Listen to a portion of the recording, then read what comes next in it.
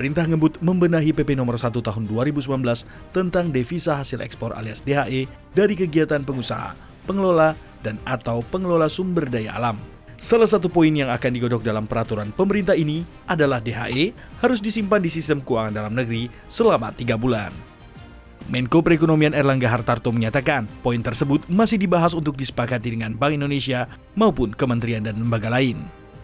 Pemerintah menilai kebijakan ini dibutuhkan mengingat situasi likuiditas valuta asing khususnya dolar Amerika Serikat semakin mengering. Sementara itu, ekspor Indonesia melejit selama 32 bulan terakhir. Dalam kondisi penuh ketidakpastian, Erlangga menilai semua negara kini berebut dolar Amerika Serikat.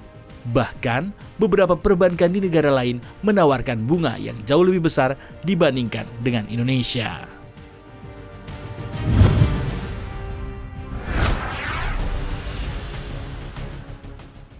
Wakil Presiden Ma'ruf Amin mewanti-wanti akan ada krisis pangan dunia yang harus menjadi perhatian Indonesia. Bukan tanpa alasan, sebab berdasarkan data BPS yang dikutip Ma'ruf, surplus beras Indonesia terus menurun sejak 2018. Padahal, beras merupakan komoditas penting bagi ketahanan pangan dalam negeri. Sang Wakil Presiden pun meminta Kementerian Pertanian fokus untuk meningkatkan produksi dan lahan pertaniannya, khususnya beras. Dengan begitu, harapannya surplus beras dalam negeri kembali meningkat. Di sisi lain, Komisi Pengawasan Persaingan Usaha alias KPPU mensinyalir perdagangan beras di Indonesia dikuasai oleh segelintir para pedagang besar atau oligopoli yang rawan terhadap praktik mafia. Direktur Ekonomi KPPU, Mulyawan Rana Manggala mengungkapkan, fenomena beras saat ini mirip seperti tahun 2015 lalu, di mana terjadi harga beras melambung tinggi dengan alasan stok rendah dan berkurang. Praktik oligopoli atau pengusaha satu jenis barang oleh beberapa pedagang besar ditengarai menjadi penyebab mengapa harga beras saat ini bisa melambung tinggi. Cara yang mereka lakukan biasanya dengan penimbunan. Untuk itu, KPPU akan meminta informasi pelaku usaha atau pedagang beras besar yang bermain kepada Satgas dan juga Bulog, sehingga KPPU bisa mengungkap siapa pedagang besar yang bermain.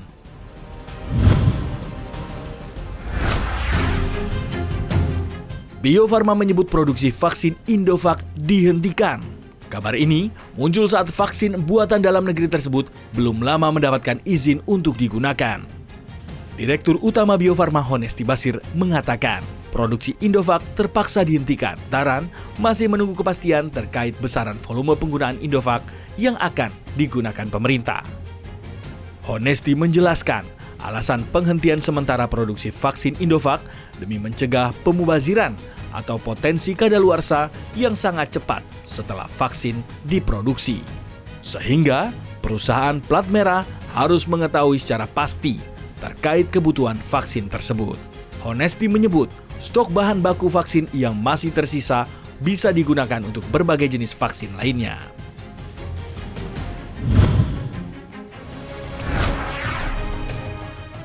Harga minyak mentah dunia kembali menguat pada perdagangan Rabu setelah sempat tergelincir pada 24 Januari 2023. Harga minyak mentah Brent menguat 0,22% ke level 86,32 dolar per barel setelah sempat anjlok 2,3% pada Selasa.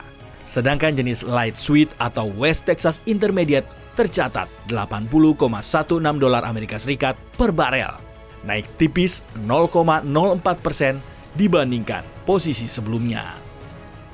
Harga minyak rebound karena harapan pemulihan permintaan oleh importir utama China setelah otoritas Beijing melakukan relaksasi kebijakan nol COVID-19.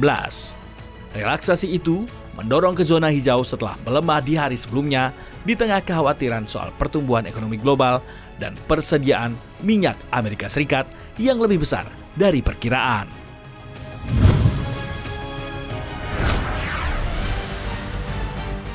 Miliarder hedge fund Christopher Hohn mendesak Alphabet Indo Google untuk memperluas pemutusan hubungan kerja yang telah dilakukan perusahaan.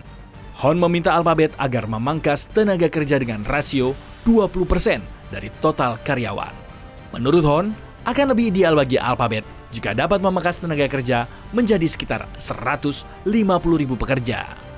Dengan pengurangan jumlah karyawan yang signifikan, biaya operasional Alphabet juga berkurang signifikan. Hon adalah miliarder pendiri hedge fund aktivis The Chiltern Investment Fund Management dan merupakan salah satu pemegang saham Alphabet.